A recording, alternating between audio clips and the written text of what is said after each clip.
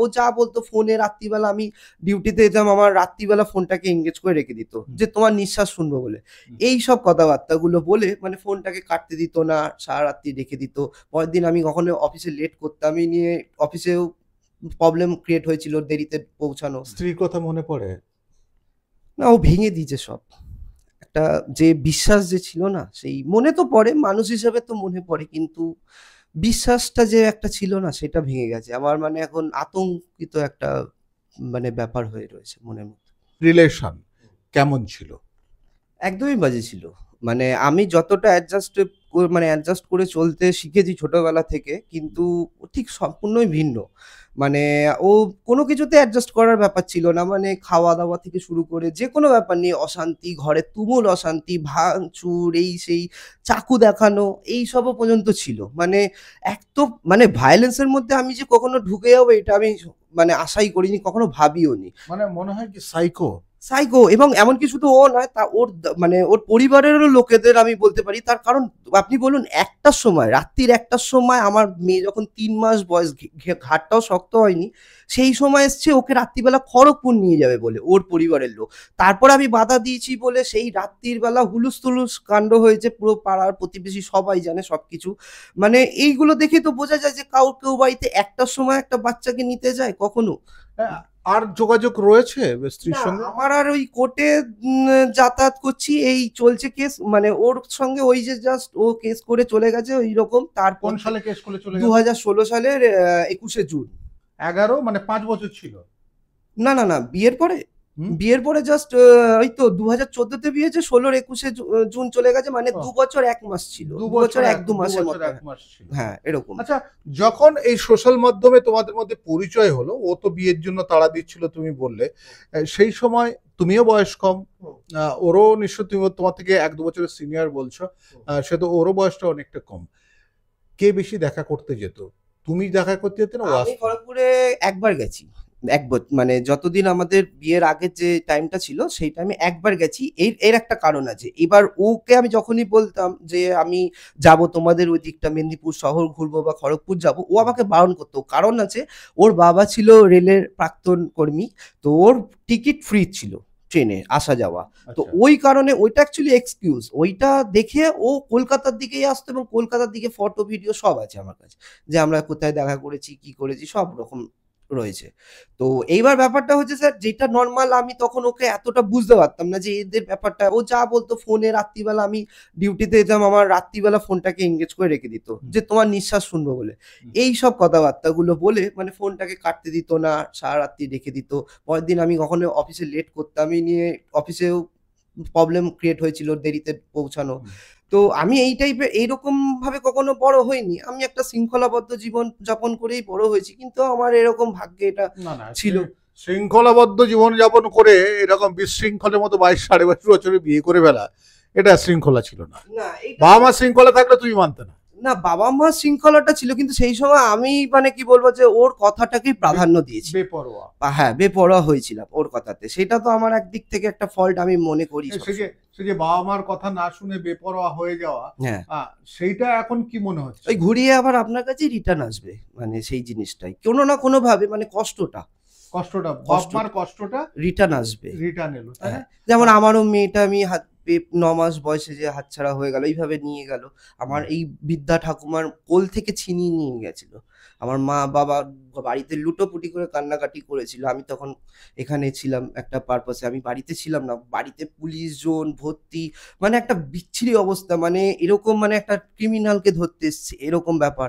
Police টুলিশ নিয়ে রাত্রিবেলা কোথায় আছে তবে পুলিশরা কোনো খারাপ কিছু ব্যবহার করেনি আমার মা বাবার সাথে।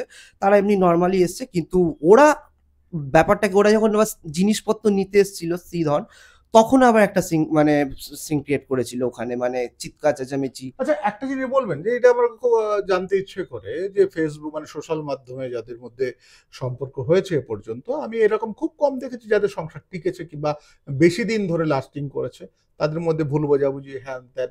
কারণ একজন মহিলা কিংবা একটা ছেলেই আমার পাশে বসে রয়েছে, ঘনিষ্ঠ কে হতে বেশি চেষ্টা করতেন?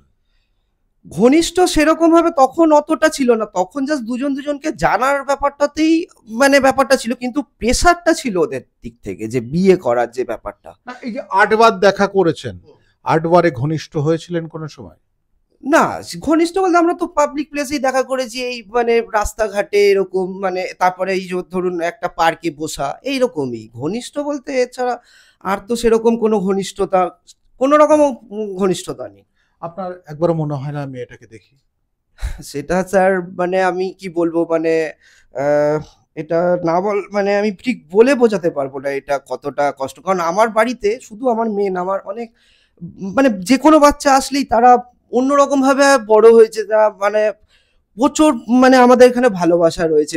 আমার মা তো চলে গেল বাচ্চাটার দুঃখে কষ্টে, মানে কাঁদতে কাঁদতে, আজকে নেই সেই মা আমার। তো এটা বলে মানে বলে বোঝানো যাবে না কতটা কষ্ট। মানে সন্তানটাকে কাছে পেলে আমি জানি না স্যার, মানে কি করবো, আমার কাছে এই মতো জড়িয়ে ধরবেন? উত্তর নেই, জড়িয়ে ধরবেন উত্তর নেই। আমি স্মৃতিটাই নিয়ে রেখেছি, এই বাচ্চাদেরকে ভালোবাসি, এখন সব বাচ্চাদেরকেই ভালোবাসি। ওই নিজের রাস্তাঘাটে কন্যা জীব সন্তান, আহ, নিজের কন্যা না, সন্তান। সেটা দেখিনি। ৯ মাস বয়সেই লাস্ট, মানে যখন বসতে শিখেছে তখনই কেড়ে নিয়ে চলে গেছে। কোনো সময় ভাবেন স্ত্রী তো কেড়ে নিয়ে চলে গেছে সন্তানটা, আপনার সামনে বড় হয়ে হঠাৎ করে মৃদু হেসে চোখে জল ফেলে বলবে বাবা, এটা ভাবেন? আমি জানি না, মানে উত্তর নেই আমার কাছে। মানে আমি কি করব। সেটার আশায় বসে থাকেন না? আশা তো ছিলই অনেক কিছুই স্যার, কিন্তু ৮ বছর মানে একটা অনেক সময়, মানে অনেক কিছু হারিয়ে ফেলেছি, মানে মানে এখন আমি প্রিভিয়াস কতটা এগোতে পারবো আমি জানি না, মানে আবার প্রিভিয়াস জিনিসটাকে নিয়ে আবার সামনের দিকে কতটা এগোতে পারবো আমি জানি না, কিন্তু একটা ভিতরে ব্যাপার আছে, আমরা তো মানুষ স্যার। স্ত্রীর কথা মনে পড়ে? না, ও ভেঙে দিয়েছে সব। একটা যে বিশ্বাস যে ছিল না, সেই মনে তো পড়ে, মানুষ হিসেবে তো মনে পড়ে, কিন্তু বিশ্বাসটা যে একটা ছিল না সেটা ভেঙে গেছে আমার, মানে এখন আতঙ্কিত একটা মানে ব্যাপার হয়ে রয়েছে মনের মধ্যে। একেবারে একেবারে যে কথাটা বলে আতঙ্কিত, বিশ্বাস করুন, আমাকে ফোন করেছে, করার পরই আমি এখানে চলে এলাম। আর একজন পুরুষ আতঙ্কিত হয়ে রয়েছেন, একটা পরিবার আতঙ্কিত হয়ে রয়েছে। এই বাড়িটায় এলে একটা সারমেয় রয়েছে, যেটা পোষ্য রয়েছে, তাকে নিয়ে এরা থাকে। আর কন্যা সন্তানের কথা তো যে কোনো বাবা কিংবা যে কোনো পিতা মাতার তার মনে পড়ে। তবে 11খানা মামলা, ভাবা যায় তিনি কি করতে চান? বাড়িতে আদালত খুলতে চান, নাকি তিনি আদালতের ফাইলের একটা লাইব্রেরি করতে চান? টাকা, অনেক পুরুষ রয়েছে তারা কিন্তু অনেকে কিন্তু টাকাটা দিয়ে দেন, জানেন তো? কারণ বলেন তো যে একসময় ভালোবেসেছিলাম, এরকম প্রচুর পুরুষ রয়েছে। তারা টাকা না দিলেই পারেন, টাকা না দিলে জেল হয় অনেকে। অনেকে বলছেন আমি জেল খাটবো, টাকা দেবো না, সেই জেদ রয়েছে। তবে টাকাটা দিয়ে দেন অনেকে, কারণ সন্তান রয়েছে। যে স্ত্রীকে একদিন ভালোবেসেছিল, সেই স্ত্রীর স্বামী, তিনি পরকিয়া করলেও, অন্যের সঙ্গে অন্যের বাহুর মধ্যে চলে গেলেও, স্বামী কিন্তু তার জন্য এখনো ভাবে, এখনো চোখের জল ফেলে। আমার পাশে কৌশিক, এতক্ষণ কৌশিকের চোখটা অনেকটা ভিজে ভিজে গেছিল। কৌশিক, তুমি শেষ কি বলবে? আহ, যদি সমাজের কাছে একটা কথাই বলতে চাই, যে একটা এই রাগের মোমেন্টে এরকম ভুলভাল ডিসিশন না নেওয়াই উচিত। এই আইন আদালত আমি যা ঘুরলাম দেখলাম, তাতে এটাই বুঝলাম যে এই দেশে যদি সত্যি আপনার বিচার পাওয়ার দরকার হয়, অবশ্যই আপনি আদালতে যাবেন, কিন্তু কাউকে এরকম শুধু শুধু হ্যারাসমেন্ট করে তার পরিবারকে মিথ্যা মামলায় জড়িয়ে মানে একটা মানসিক হেনস্থা করে এটা করবেন না, কারণ এটা করা মানে হচ্ছে একটা পরিবার ভেঙে পড়া না, এটা কিন্তু সমাজটাও ধ্বংসের পথেই যাচ্ছে। আর কিছুই বলার নেই, এরপরে আমাদের এখানে যথেষ্ট মানুষ বুদ্ধিমান, তারা বুঝবে আশা করছি, এটাই, আর কিছু বলার নেই। সমাজের উপরেই দিলাম, সব দেখুক সমাজ, জেনে রাখুক।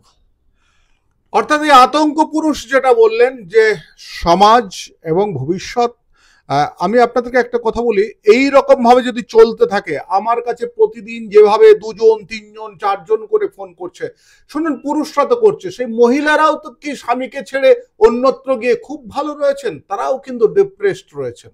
আমি বলছি শুনুন, আর তাদের সন্তানেরা যখন জানছে আসল ঘটনা, কোনো সন্তান কিন্তু চায় না তার নিজের বাবা এবং মা দুজন আলাদা থাক।